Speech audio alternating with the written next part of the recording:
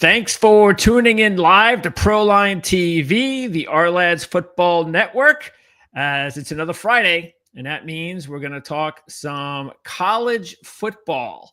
That's right. I know we spoke a lot of NFL for the first couple of months of the program, but we promise you we're going to get to a lot of college football. That's exactly what we're doing over the last few weeks. We are going to talk more NFL soon as well. Mark Lawrence is going to be joining us here every Friday, as well as Jim Feist. So the three of us, all partners here on the channel, will be together starting in the next couple of weeks, all the way through to the football season. And we've got so many other cool programs here on the channel for the football season for you guys to catch up with. In the meantime, we are going to talk some college football today with our special guest, Dennis Dodd, a 27-year CBS Sports veteran who just left the network. He's on his own now. He's not retired, but he's getting the opportunity now to do interviews like this. Not that he didn't do them before, but this is definitely a great opportunity for us to speak with Dennis. And Dennis is going to give his sleepers and slippers, his top 5 sleepers and slippers for the college football season here on this program. Dennis, thanks for doing this. Nice to talk to you again. Greg, it's great to be back on the air, on the ether, on YouTube, whatever it is. Sure, right? Whatever it is. And it occurs to me we are going to play college football this month. So it snuck up on us and we're ready to go. Yeah, imagine we've got the opportunity as fans to kick off the season, not right away. I mean, the first game is nice. To be able to go over to Ireland and get a Kansas State, Iowa State matchup is nice.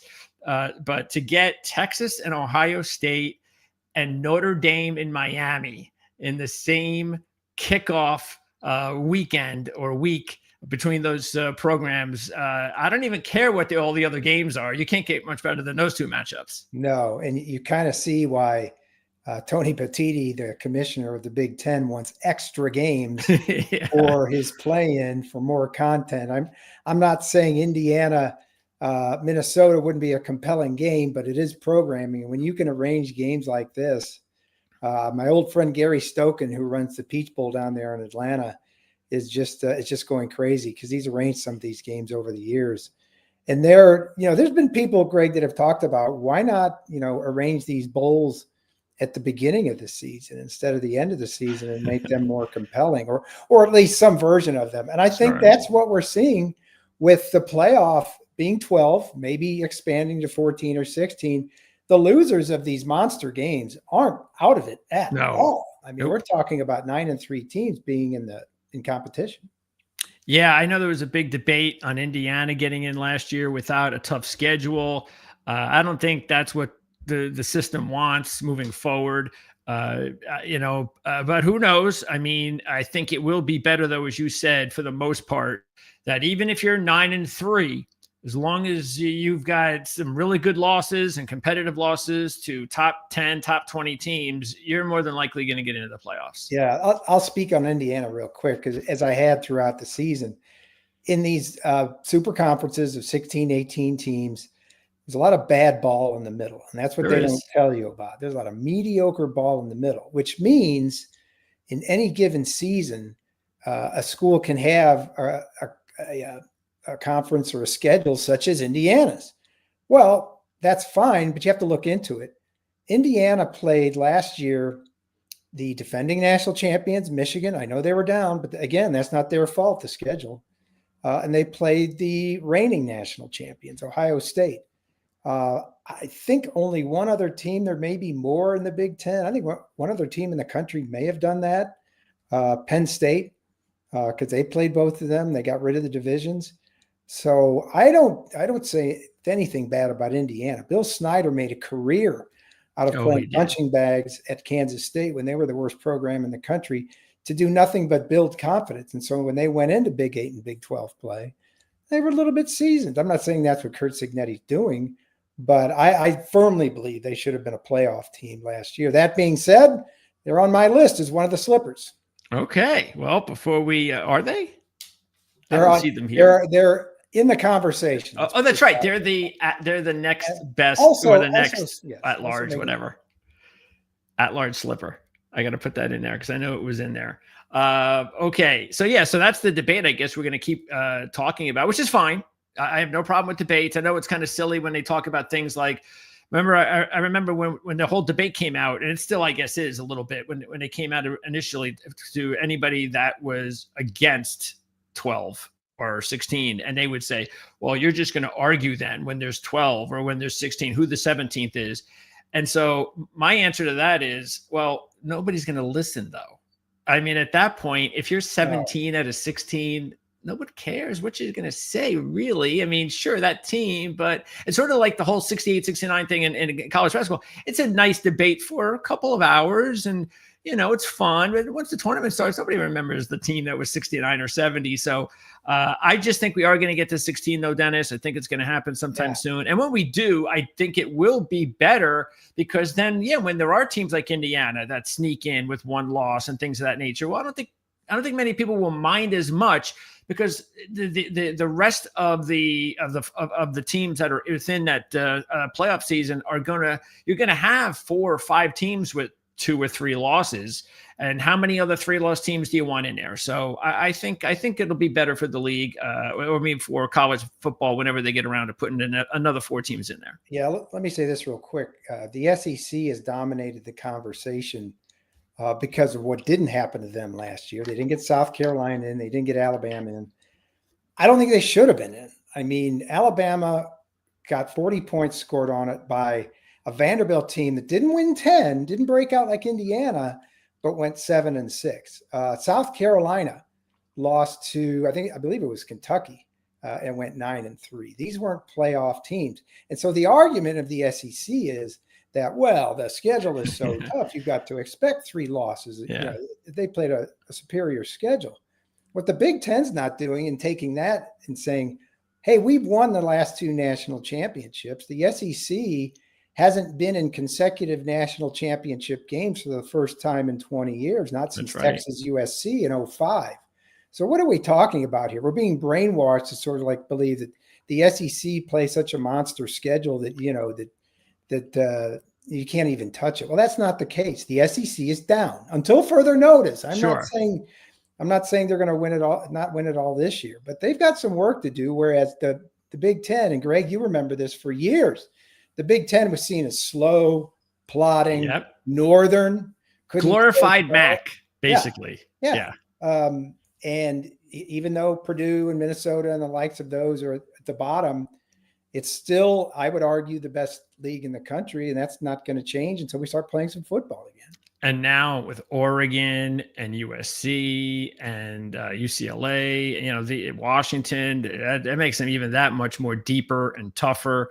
It is what it is. It's a long discussion on it, no question about it. But it's just a great sport, and I know that we could probably spend all day on so many different things going on in the sport that is not so great, but the games are really what we're all excited about, and they're coming real soon. And we've got an opportunity now to have some fun with this. So we're going to take a look at the 5 teams. And again, you've got an extra team in there, sleepers and slippers for college football this season. Now, again, the slippers is obvious. These are teams that you do not believe or you believe may have a chance to have a down season when most people aren't really expecting it. Same in reverse to when most people aren't expecting teams to have a good season. That's why they call them sleepers. So let's go in alphabetical order. We'll start first of all with the Florida Gators for your sleepers. So this is, again, only in alphabetical order. No, it's up to you if you'd like to classify them, 1 through 5. But Florida right now, we're going to pop up, by the way, while we talk about this, the Ourlads depth charts. Of course, this is on the Ourlads Football Network. And why do you have Florida as one of your 5 sleepers? We had, and by we, I mean the media, a lot of fans had Billy Napier gone. Yeah. Before the last season started. Look at that schedule, how tough it was. I think there were 8 or 9 ranked teams. I don't have to tell you what it was, but somehow through injuries, through a new quarterback, he cobbled together 8 wins. That same schedule is basically back. They're swapping, I think, Long Island for Stanford in the non-conference, but they still play Tennessee. They still play Georgia. They still play Kentucky, who's, always sore side and the side. And they've got DJ Lagway.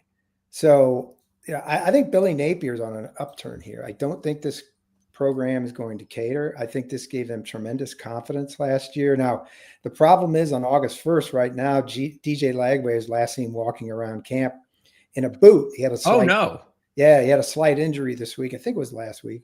Okay. Billy Napier's thrown water on it, going to be okay. But this is a guy who missed spring practice with, I think, a shoulder and some other injuries, maybe a knee.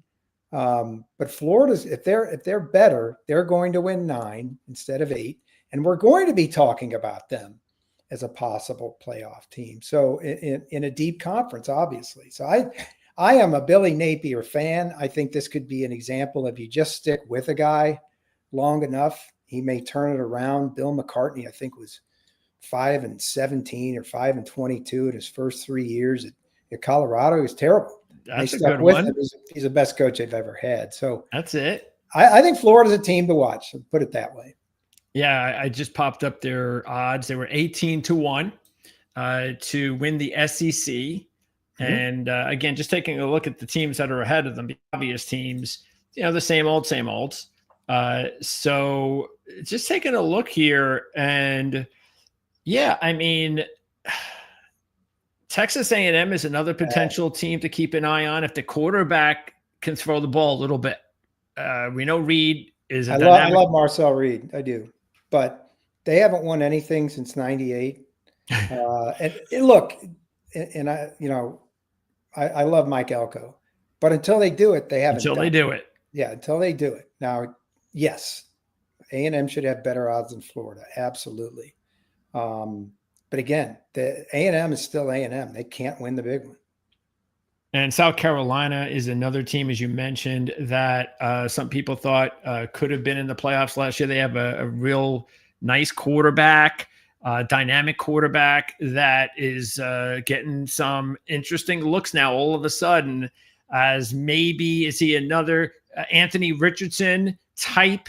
Now, what's good is that unlike Richardson, he's back in college this year as part of his development, whereas Richardson just bolted immediately to the NFL, and we saw how that's been working out.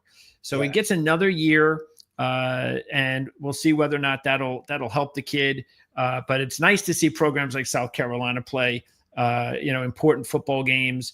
And then the other team that might be interesting is Auburn, because I think we're now, it's nice to see that they've got some potential quarterback play, which they haven't had there in a few years, because their offense has just been terrible lately. But I think they're going to get a bump offensively. So I think they're going to be a lot better. But, and you know what? I don't think Vanderbilt's going away either.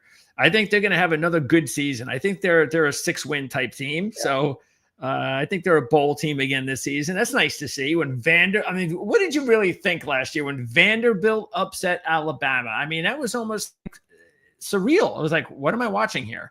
Well, I have all the faith in Diego Pavia. I think he's a gunslinger, not in the sense of necessarily a strong arm, but he's got tremendous confidence in himself and what he can do with his feet and his arm. And I don't think that day Alabama was ready to play. I think they phoned it in. It wouldn't be the first time a team went to Vanderbilt and did that, but they usually win. Maybe it's closer than people thought, but on this day, Vanderbilt was ready. And as I said earlier, Vanderbilt only won 7. This wasn't a classic Vanderbilt team. No. But I think if you want to take some upside on Vandy, maybe on the win total, taking the over. Yes. I would do that, because I think Clark Lee, and what is it? It's 3rd season, 4th season, has kind of established things. And they're spending, I think, $800 million on the stadium and facilities. So they're finally going to look like an SEC program. And then, they're lucky to get Diego Pavia. He transfers because Jerry Kill left his job as a head coach at New Mexico State to be a consultant at Vanderbilt, because he had a relationship with Clark Lee, and it's worked out great. Oh, yeah. But I would get on that win total. I love Vanderbilt this year. Yeah, I think their win total, we went over this last week. I believe it's 5.5. Yeah, I'd get on that.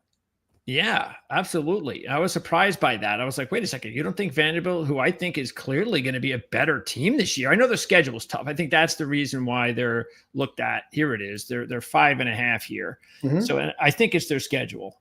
They've got a tough look. It's the SEC. We know that. But But yeah, I think come on, they're not going to make a bowl this year. They'll figure it out. They'll figure out a way to get to a bowl. Okay, we'll stay in the SEC. Let's since we're already there, so I'll mix up the rules here a little bit. So let's talk about Georgia. So you've got them as a slipper. Why? I think they've got I don't know profound problems, but they've got problems in the offensive line, and it showed up in the big games last year. You saw it against. We didn't see it against Texas. They beat them twice to win the league. But I think you saw it in some of the other games. They weren't as dominating as they have been. And that's a profound problem, I think, for Kirby Smart if you're going to entertain national championship hopes, which they do. The Carson Beck departure was messy and unfortunate. Look, he may pick up for Cam Ward at Miami, but there was something there in that program that just wasn't right. I don't think they're going to win 12 this year. They may not win 11. And Kirby Smart has to replace 3 first-round draft picks on defense. He's done it before. But I think the Dogs could finish 4th in the SEC, still go to the playoff, but not be a serious contender to win the playoff. So I think Georgia's, by their standards, Greg, down this year. I hear you, because it's just the way that it is now. It's like you're just not able to just have 3 deep of 5 and 4 stars anymore. These guys are not waiting their turn. They're going elsewhere, and that means that you're just not going to get the same type of. And it's not only injuries; it's just a numbers game. The more of these 4 or 5 stars you get, you can have a lot of misses, but hey, you're going to eventually get hits. Now these guys aren't. So now when you have some misses, you don't have that variety of potential hits. And look at the quarterback situation, like you just said. I mean, Gunnar Stockton, okay. I mean, he looked okay, but I didn't see anything in Gunnar Stockton last year that leads me to believe he's going to be better at this very important position. I know the receivers look like they're going to be better because they were so bad last year. Yeah. I mean, they couldn't catch anything last year, so that's going to be improved. But you're right. I think they're definitely down a quarterback, and then they're gonna have to reload at defense once again. So I think their win total. Where did we pop that up? Their win total right here is 9.5.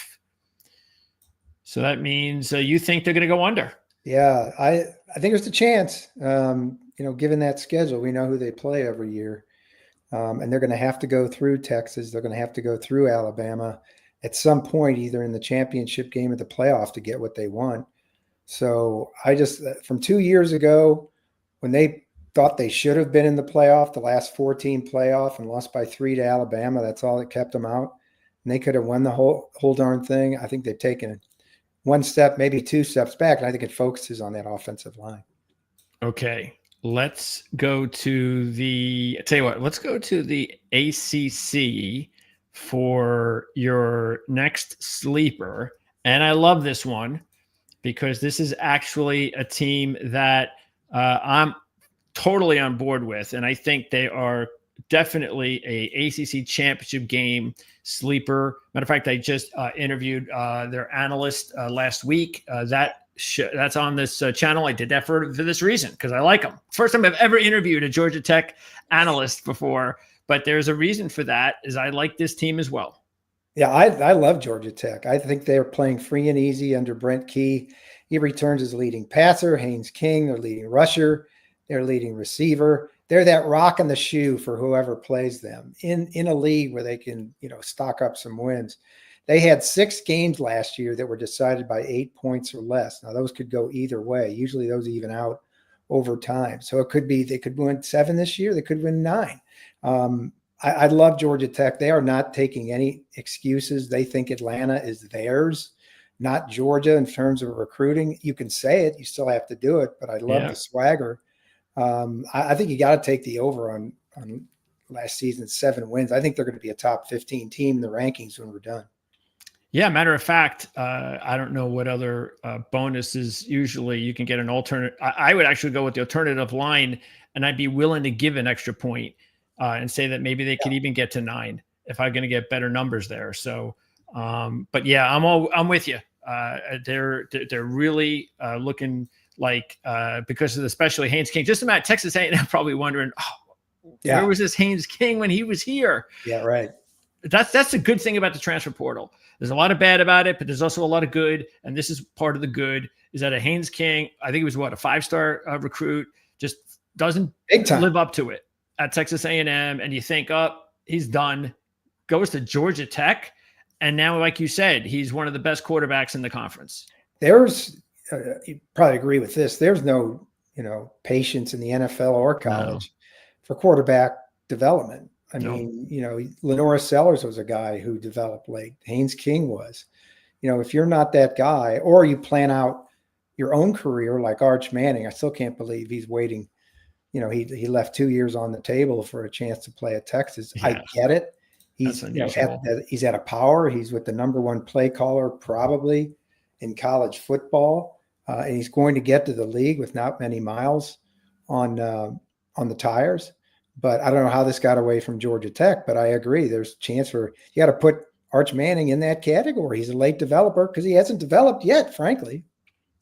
Arch Manning, who hasn't played a game yet, will enter the big horseshoe in his first real start. I know he's made over a few starts already, but this is as a full-time starter for Texas, he is going to enter that game as the Heisman front runner, which is I get it, but I don't know about that. That's asking an awful lot. It's sort of like the debate that I'd like to have with and I talked about this with Joe Cook, who I interviewed regarding the Texas Longhorns this season. The question of, well, if Arch Manning is that good, that he hasn't even been full-time starter yet, and he's a Heisman front runner, and everybody thinks he's gonna be a first pick in the NFL draft. He's that good, and Quinn Ewers was injured last year, and he was not playing well at times. And how in the world didn't he win that job? Was Sark being too loyal to Quinn Ewers? Was that a poor decision by the coach? I guess we'll find out this year when we see for real just how good Arch Manning is. Yeah, I think in answer to your question, I think at that point, with everything on the line and the fact that Arch hadn't played that many snaps in his career, you got to go with Quinn Ewers if there's a decision. Now, I was at the Georgia game, and if you remember, Arch Manning came in late in the first half and gave him a little bump. I was surprised that he didn't start the second half. That was a 30-15 game, if you remember, when I think it was 23-0 or something at one point for Georgia. I was frankly surprised because the game was out of hand anyway. Why not let this kid develop and see if he can do something, a little spark with his legs? So I was surprised. Okay, now we're going to stay in the ACC with another sleeper. Now this one does surprise me a little bit.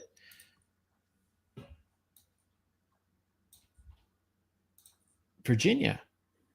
Yeah, I got some inside information on Virginia this week. A guy from the outside that helps them identify transfers. And he was I can't tell you who the 10 key players they got are from the portal. It's Virginia football, but he was just raving about them. He said, watch them this year, that they're going to be good, not just turning it around. But be good. So you've got, look at the schedule. They have a chance to be 4-1 out of the gate. If you look at the schedule, they have a top 10 passer last year, at least in terms of yards. Chandler Morris at North Texas. That's a good one. Top 10 passer, a 9-win season. Again, in that league is a possibility, certainly better than 5-7. But in what was that? Tony Scott, his third year, I think. He's kind of getting on the hot seat, so he needs to turn something around. Tony Elliott, excuse me. But you're right. I mean, this is time. Now, I think if they don't go to a bowl this year, it's time to move on. He probably even knows it. But yeah, I mean, Chandler Morris, that's a really interesting quarterback that will get his chance now in the FBS. I think he is a fun quarterback to watch. I'm intrigued by him. I think he's got a shot, maybe to be like even a late round draft pick. I think he's got that type of talent. And look at all these and orange players are all the transfers. Yeah. So there's a lot of transfers here with this Virginia team. And I even know Harrison Whaley sticks out to me because he was Wyoming's leading rusher, I believe, last year or the year before. So he's a good running back, and he's third on their depth chart. So that must mean they got a pretty good backfield too. So yeah, maybe I haven't done the proper homework here, but I definitely will now to find out just how good this team maybe could be. So love the Wahoos. Okay, so that's the ACC. We're not done with the ACC yet. We have one more team, and this team is one of your slippers. And actually, I agree with you here too, because I was looking over their team the other day, and I was like, man, they lost a lot of not just the quarterback and a couple other skill position guys, but just overall. There's, as you can see here, they had to rely on a lot of newcomers, freshmen and transfers. And obviously we're talking about Syracuse. Yeah. It's an easy one for me. Fran Brown did a great job last year, winning 10-3. I think I'd say pulled oranges out of a hat up there in Syracuse. This year he loses the national passing leader, Kyle McCord, who was a total surprise, backup at Ohio State, who came up there and threw the heck out of the ball at Syracuse. And they've replaced him with Notre Dame's backup, Steve Angeli. So I think we were intrigued by Steve Angeli watching him play, in a backup role last year. I don't know if he's ready to lead a program, certainly not be as impactful as Kyle McCord. Was. They've got road games at Clemson, SMU, Georgia Tech, who we talked about, Miami, and Notre Dame, plus the opener neutral site against Tennessee and Atlanta. So you're looking at 5 losses right there, potentially, but those are all on the road. That's not good. Yeah, matter of fact, when I was going over all of their positions, I noticed that they had lost, like for every position on their team, they had lost their top player. Whether it was quarterback, they lost their running back, they lost their top 3 receivers, they lost their top edge rusher, they lost their top linebacker. I mean, I'm sorry, you just at Syracuse, you just can't change that overnight. You just can't do it. This isn't Ohio State. Yeah, no, I agree. I think Syracuse is. I love Fran Brown, though. I'm not going to say anything great bad recruiter. about him. Yes. You can't criticize him after what he did. But I just think it comes down just a little bit this year. Okay, now we're going to talk about the Big 12. So we're going to talk about one of your sleeper teams, and Mark Lawrence is high on this team as well. I think they're picked one of the top 3 overall in the Big 12 right now to start the season, and that is Texas Tech. Yeah, they've been written about and talked about so much in the offseason that it's hard to call them a sleeper. I think the expectations in Lubbock are that they should win the league after what they've done. They've spent an estimated $28 million on the roster. I was told that they got their number 1 choice at every position portal player they went after. The guys they identified on their big board, they got their number 1 choice. And why wouldn't you when you're spending $28 million? So they're going all in. They signed guys to long-term deals before the July 1st House settlement kicked in, where you couldn't do that anymore. We'll see if they can keep it going. But Texas Tech is not only a sleeper, but I would think an expected favorite in the Big 12. If that doesn't happen, there's going to be a lot of pressure on, I guess, the boosters that put this together, and Joey McGuire, who's expected to put it all together. Yeah, didn't they? What is it? They had some really big deal with some 5-star recruiter or something like that. What was I heard? Offensive lineman, I believe. Yeah, one of the offensive linemen, I think, got $3 million a year or something like that, at least in his first year. That kind of set the market. That's not going to be allowed going forward in general, because you're going to have to compare that salary to others at that position. And I don't think there's anybody even close to making that money. You got to run every deal through Deloitte's clearinghouse anyway, but I don't think that one would go through. But look, that's why they're all in for this year. They're trying to make Texas Tech a national brand. Cody Campbell's their big booster. He's tight with President Trump. And you saw he had that executive order last week. Yeah. Cody Campbell's a billionaire in natural gas and oil. Really good guy, played for Mike Leach. And he's the brains and the money behind this. He's got a really good plan. So they might keep this thing going. And The other thing too is with Texas Tech is you were just saying with Texas A&M, the problem that I'm having with wondering whether or not they can do it is they haven't been in this position before. And how are they going to handle it? Are they going to be able to handle it, those big games, the last month of the season, if they're in it as the favorite? Can they handle that? That's going to be something that, I mean, look, we all hope they, as fans, why not? We want new blood and all that kind of stuff, but that's going to be kind of hard for them. So yeah, they've been in it before. Mike Leach had them as the number 2 team in the country that's in true. 2007, and then Oklahoma scored 65 on them. But they were a national phenomenon. They beat Texas that one. I think that was 07 as well. They've been there before, but that was a different age. And look, typical of the Big 12, look at the top there. You've got 4 teams, 2 at 550, 2 at 600, and then Baylor at 700. So you've got basically the top half of the top third of the league that could win. And I don't put Kansas out of it. I think with Jaden Daniel in his 6th year, they've got problems if they shore up the defense. Iowa State's always a concern. Yeah. Look, Dion has turned around Colorado. We'll see how far they get this year after winning 9 last year, but they have been turned around. They are competitive. But that's the Big 12. Anybody can win it in any given year. Yep. Even BYU, I think, is even though they lost their quarterback. I don't know without the quarterback, but you're right. Yeah, I did an interview with our BYU guy, and he actually, says really positive things about their quarterback that's going to be there now. So, that's what it is if you get good quarterback play in football, it really helps a lot of potential warts. Okay, there's one other team that we're going to talk about in the Big 12 before we exit, and that's right here, Arizona State. This is one of your slippers. Yeah, I think Arizona State fits in that category. They won the league last year, 1-11. Should have beaten Texas if not for a bad call in the playoffs. I think Kenny Dillingham is going to be the next great coach in the country. Young guy, 36, 35. He's really, really young. But can they win 11 again? I don't think in a league that is now deeper maybe than it was last year. They got their quarterback back. The defense continued to be a problem last year. Scadaboo is gone, who was a heart and soul guy. Yeah. Meat and potatoes guy is gone. So I just don't think they can win 11. They might be able to win the league. I don't know. But this is going to be a fallback from last year where they were so good and the story was so big. Remember, Greg, they got picked last by the media in the Big 12 at number 16.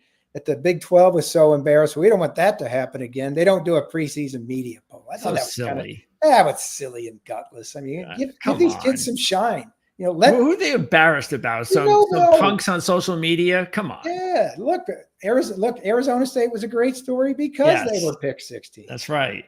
Yeah. And by the way, also let's remember Jordan Tyson was not available in those big games, and that was their best receiver by far. And so having him come back is also going to be really big. So look, I agree with you. I think this kid, I think this kid Dillingham is the real deal. And I think he's going to, if he can put this team back in the championship game this season, he's going to prove it. And he might not be at Arizona State much longer after that, but I believe it's his alma mater. It is. He was coaching there when he was in high school. He was volunteering when he was in high school. He went there, blew out his knee, became a coach.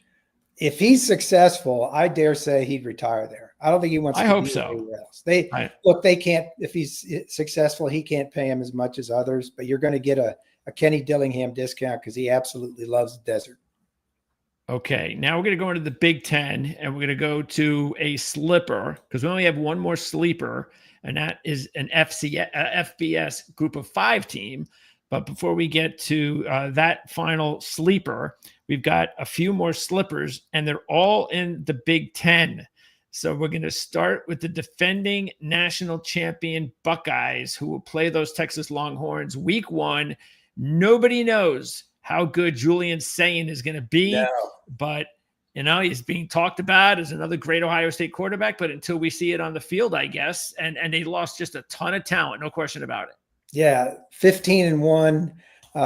They have proved through their own embarrassment that you could lose to Michigan and win a national championship. Right. That was the ultimate example of of late season games not mattering. But that's right. That did happen. They did go 15-1 with a loaded roster where they paid a lot of money for transfers coming in. And Caleb Downs is probably the number one safety in the country defensively, but they're not going to be as good defensively. And whoever wins the quarterback job, be it Julian Sayin or someone else, he's not going to be Will Howard, who, as limited as he was, maybe did not turn the ball over, was very level-headed, got to play with a monster offensive line and arguably the best running back room in the country. Those types of things are gone. So I just don't think it's going to be. I'm not saying they're not going to be in the playoff or win the Big Ten. I'm just saying anything less than 15-1 is a slip, and I think Ohio State's going to slip. Yeah, because even right here, I mean, even if they just lose 2 games, you're on the under. Yeah. So, and that could happen. Obviously, the Texas game is going to tell you everything you need to know about whether or not they're more than likely going to be under or over.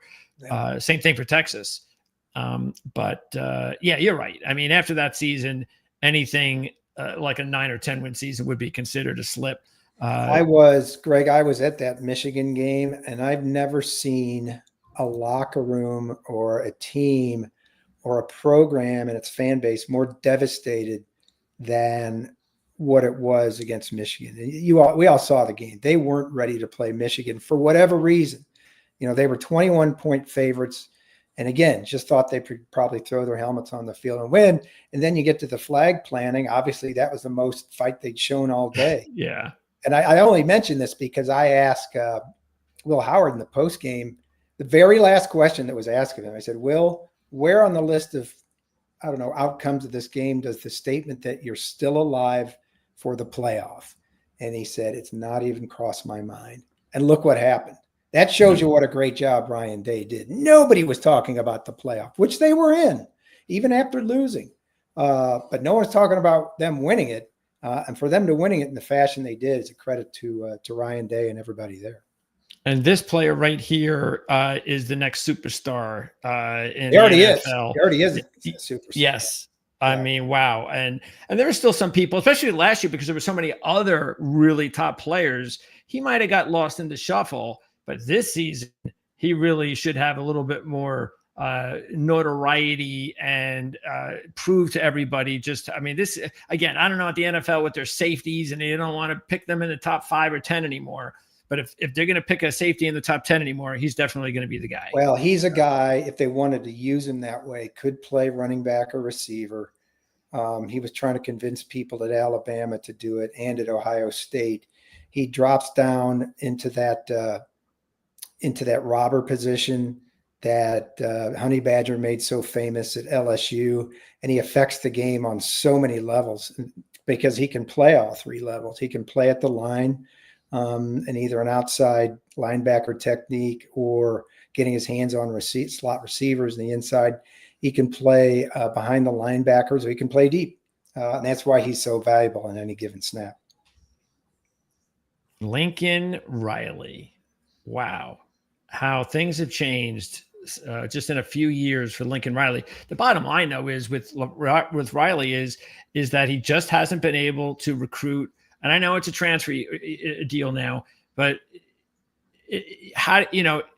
when Pete Carroll, as you know, when he won his dynasty there, it was just they were constantly number 1, number 2 in recruiting. They would get everybody from California, all the top players, and he's just not getting anything near that. And throw in the fact that, I think this Jaden Maeva kid's okay, but is that really all you can get is Jaden Maeva? You're Lincoln Riley. Yeah. As I said, when the USC is one of my slippers, they're going to fall back. When did the Trojans last matter? Maybe that first year with Caleb Williams, with Lincoln Riley. I'm talking the national level. They get all kinds of run, and yes, they're discussed because they're USC. But is anybody taking USC seriously? Like they're going to be a factor in any of this? And so it just comes down to what, you got to look at what the exit strategy might be for Lincoln Riley. They're going to owe him, I don't know, hundreds of millions in back pay if they get rid of him.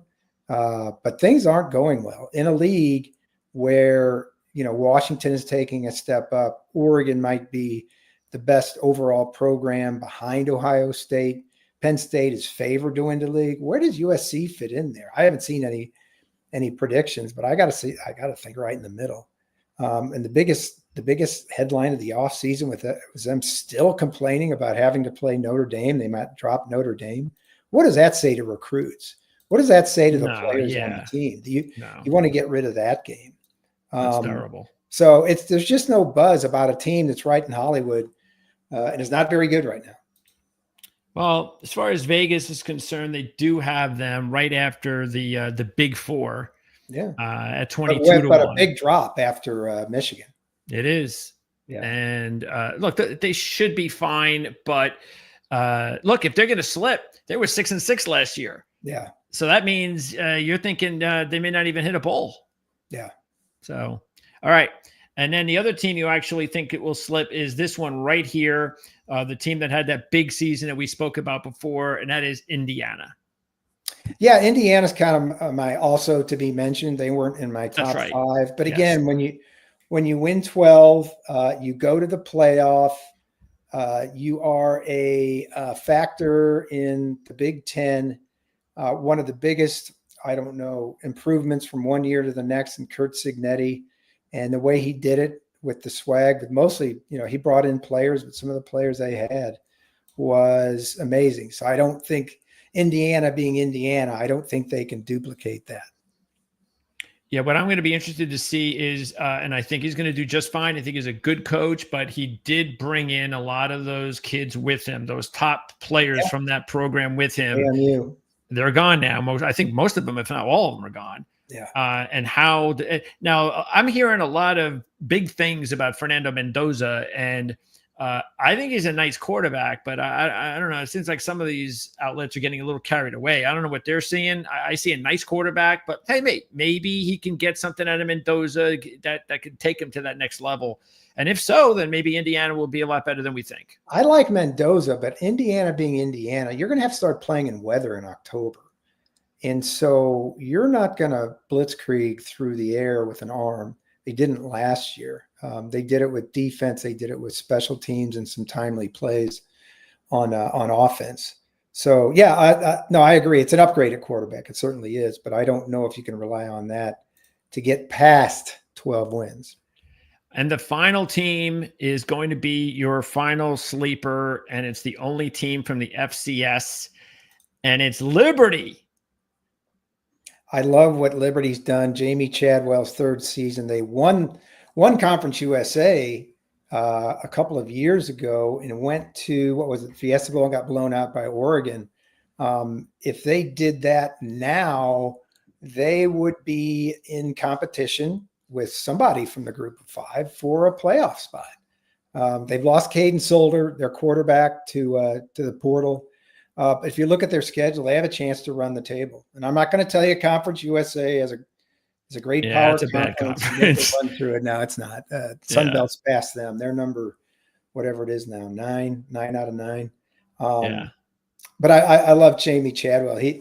After what he did at Coastal and what he's brought in there and what he's done, they were really close to winning it last year. If they run the table, they're going to be in the discussion in the 12-team playoff. Well, that's the thing. I mean, that's what we'd like to see if they earn it. And like you said, the one thing that they're going to have to overcome with their quarterback leaving. Now, maybe that's the benefit to Dion because that's where he's going. And so, I think that he's a really good quarterback. So I heard that he's in competition for the job, but that surprises me. Maybe that's just coach speak. But yeah, I don't know who they necessarily have him. This Vasco kid, actually, I know he was a nice young recruit for Coastal Carolina, I believe he played at. And I did like him, and I thought he'd be interesting. I don't think he really did much last year, so maybe this is a good opportunity for him at Liberty. Maybe he'll, maybe he's the right guy, but you would think there'd be a big drop-off there. But we'll see. You'd think. Okay, so there you go.